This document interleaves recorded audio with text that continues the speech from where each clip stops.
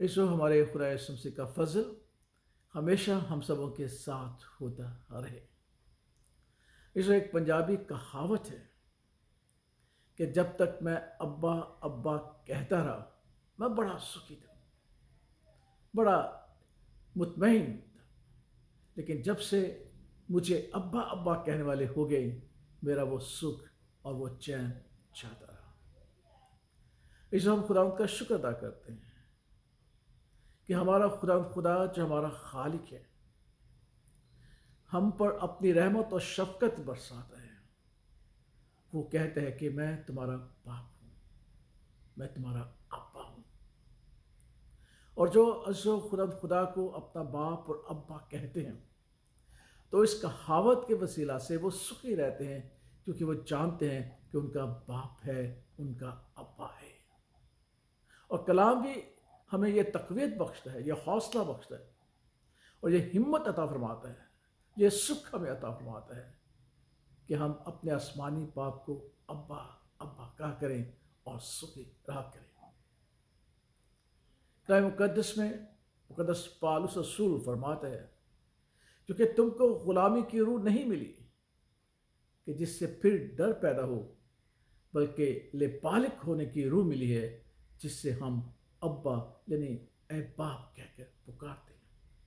और खुदाए पाखरू जो खुदाए सलूस का अकनूम है, खुदावंत है, ज़िंदगी बख्शता है, वो भी इस बात की गवाही देता है कि हम खुदावंत के फर्जंद हैं और हम उसे अब्बा अब्बा कह के पुकारते हैं। इसलिए हमारे खुदा ने कहा कि जब भी तुम दुआ करो तो ए हमारे आसमानी बाप। क्यों? क्योंकि खुदा का पाक कलाम सिखाता है कि वो हमारा खुदावंद है और वो हमारा बाप भी है।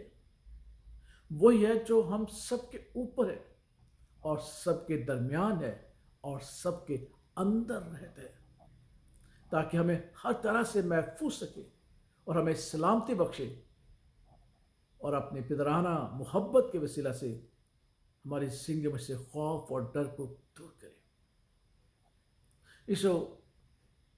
मुक़द्दस पौलुस रसूल जब गैर कौमों में मुनादी करता था, तो उसने एक मंदिर देखा जिसमें लिखा था नामालूम खुदा। और मुक़द्दस पौलुस रसूल ने उन लोगों को कहा कि जिसे तुम नामालूम खुदा समझते हो, मैं उसकी तुम्हें खुशखबरी देता हूँ, क्योंकि वही हकीकी खुदा है जिसने दुनिया उसकी सब चीज़ों को पैदा किया और वो आसमान और ज़मीन का मालिक होकर बनाए हुए मंदिरों में नहीं रहता और ना ही किसी चीज़ का मोहताज होकर आदमियों के हाथों से वो खिदमत लेता है, बल्कि वो कहता है क्योंकि वो तो खुद सबको ज़िंदगी, सांस और सब कुछ देता है और उसी ने एक ही असल से आदमियों की एक कौम तमाम रोए ज़मीन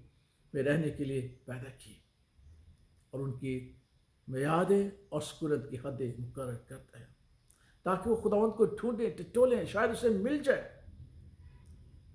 वो फिर कहता है कि अगरचे वो हमसे दूर नहीं है, बल्कि वो हमारे बहुत ही करीब है। और फिर बड़ी खूबसूरत बात कहता है कि जब हम अब्बा अब्बा कहते हैं, तो हम बाप की शफकत में चलते फिरते और मौजूद रहते हैं। क्या एक खूबसूरत बात है कि जब हम अपने खुदा को बाप कह के पुकारते हैं, अब्बा कह के पुकारते हैं, और हम जब उसमें चलते फिरते और मौजूद रहते हैं, तो हमारी जिंदगी में एक इत्मीनान होता है, एक तसल्ली होती है और हमारी खुद इस कहावत को मुस्नद करार देती है कि जब हम अब्बा अब्बा कहते हैं, बड़े सुखी रहते हैं।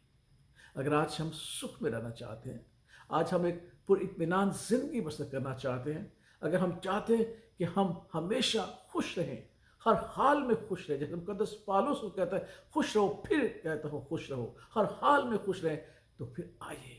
हम अपने आसमानी बाप को अब्बा अब्बा कहना शुरू करें, ताकि हर एक बात में, हर एक काम में जब हम उसे अब्बा अब्बा कहेंगे, वो हमारी मदद करेगा,